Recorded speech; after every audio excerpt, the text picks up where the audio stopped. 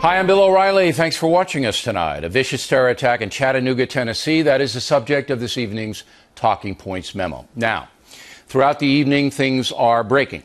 Information is coming in. So we have to be nimble here. We will give you the information as we get it, but anything could happen at any time.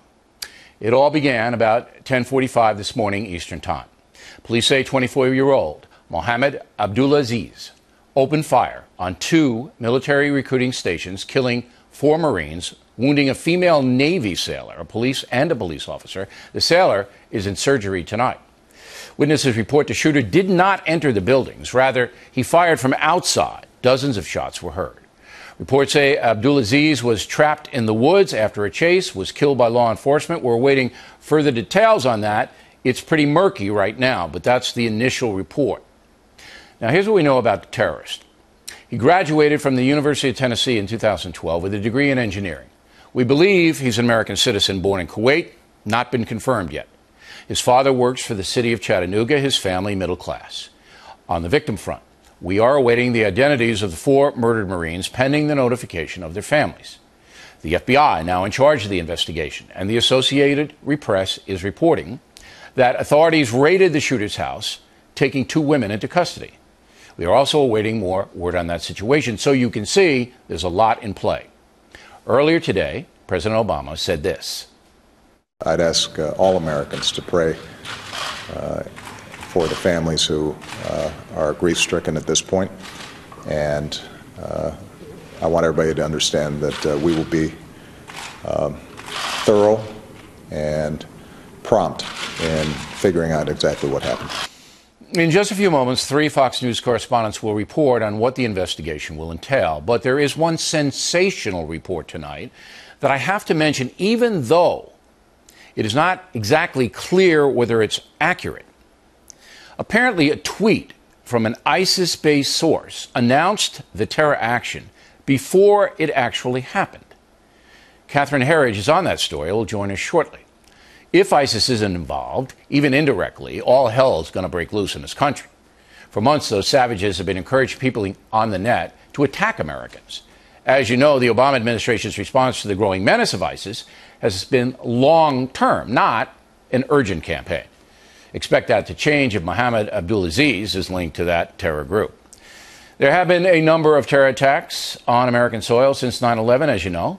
The shoe bomber, 2001, Fort Hood attack, 2009, Boston Marathon bombing, 2013, just to name the most infamous. But there has not been an attack by ISIS that has succeeded. On a night like this, when the nation faces the fact that 4 Marines were killed on American soil, restraint is necessary. The FBI will quickly gather the facts, and after they are presented to the public, then and only then should a calculated reaction take place. I firmly believe President Obama is making a major mistake in the tentative nature of his response to ISIS, and I've said that many times. I hope Mr. Obama's strategy will change because ISIS is a direct threat to all Americans, even if it turns out they were not involved in the terror attack today. And that's a memo. Now for the top story tonight, let's go to Chattanooga, Tennessee, where Fox News correspondent John Roberts has the very latest. Did I leave anything out, John?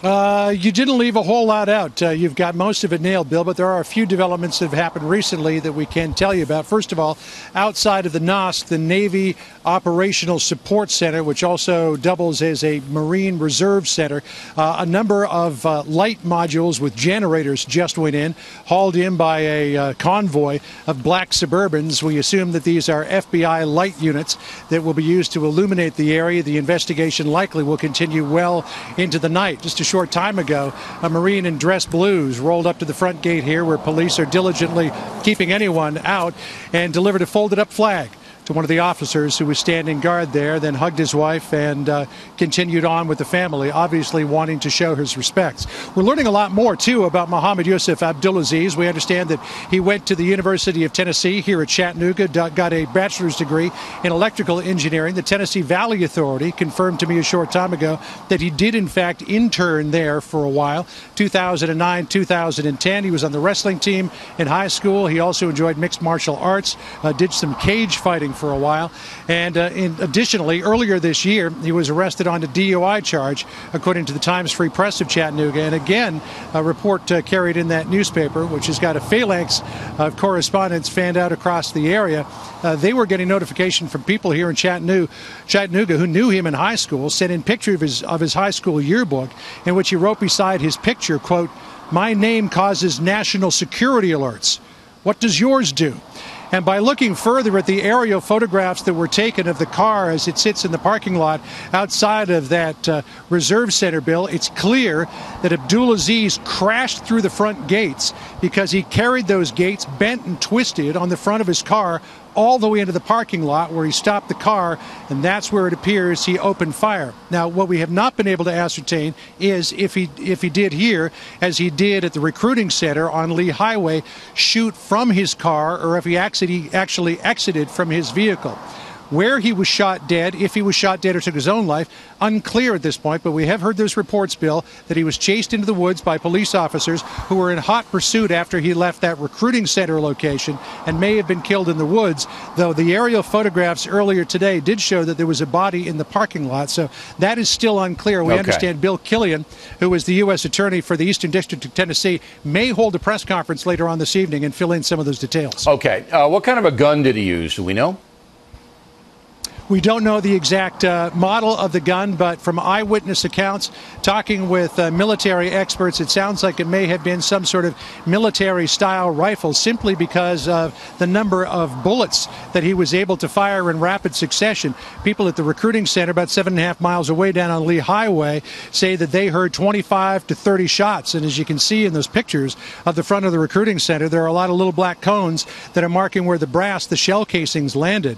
And it's clear also from those pictures, and you can sometimes, Bill, do a lot of good reporting simply by looking at what's in front of you. It's clear that he was very close to the front door because some of those shell casings landed at the foot of the sidewalk, right in front of that door. Now, there was a sergeant who was in one of the recruiting centers. We might again say there were two separate shootings, what I've been told is the Marines were killed at the second. Is that correct, John? They were.